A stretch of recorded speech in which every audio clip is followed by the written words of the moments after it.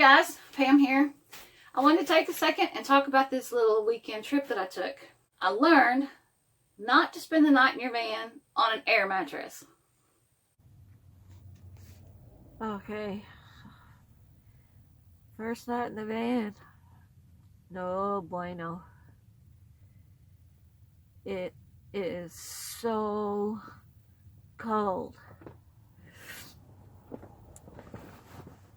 I packed the electric blanket and I'm using it with the Jackery. But it's like in the 30s and I'm on an air mattress. And the rubber of this mattress is so cold. It's like laying on a slab of ice with a blanket on top of you. Whew. I've only slept about 2 hours. I keep thinking I want to climb up front, just start the van and warm it up and go. But I'm so cold, I don't want to move. So yeah. Wasn't a very pleasant experience the first night in the van. However, I learned a lot. And I'll tell you all about it later when my teeth stop chattering. It's so cold. The one thing I did not do when I planned this trip was check the weather. Now listen, I am a worst case scenario planner. Ask anybody that knows me. I am planning for the worst thing possible to happen. I've got backup contingencies on backup contingencies for any possible thing ever.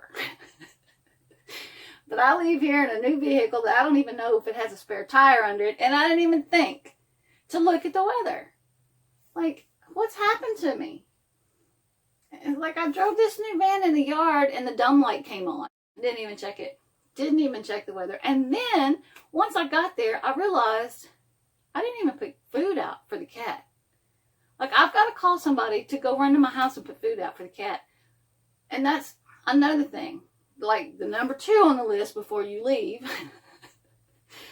You know, you check the weather and all that stuff when you plan your trip. You decide when the weather's going to be the best, and that's the weekend that you plan to go. And then you have your little checklist before you leave the yard.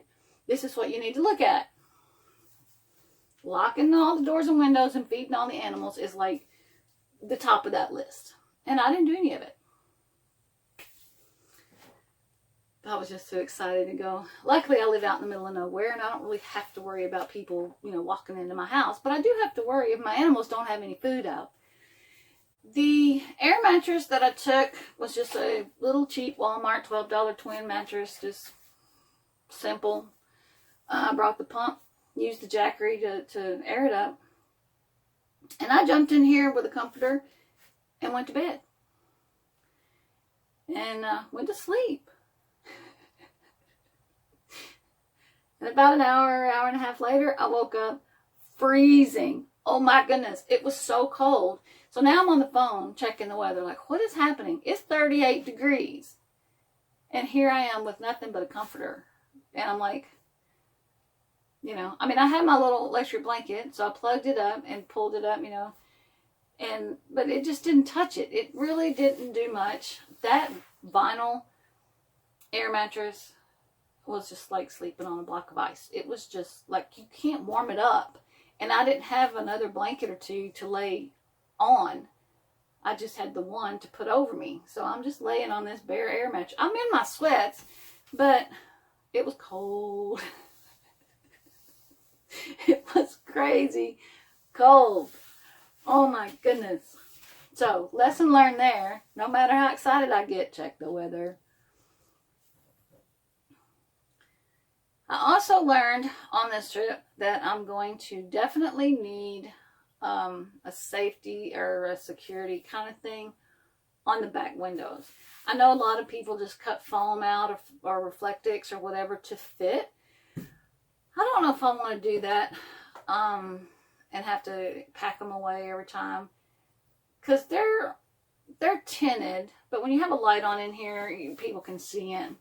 So I think I'm just going to do some kind of curtain from one side to the other. And then when I need to change clothes, I can just pull the curtain, do my thing. and then just open it back up.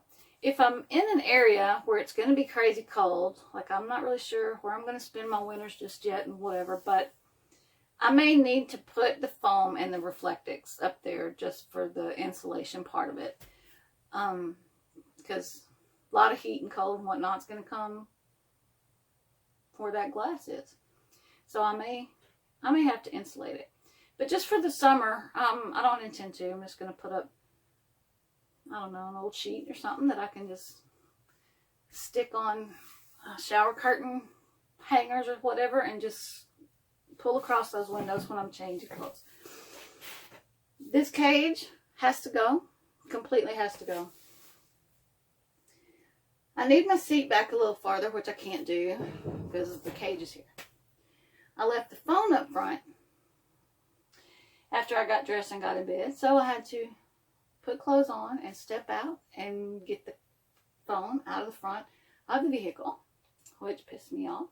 And then the jackery got a little low and I needed to plug it up, and I couldn't reach through to plug it up.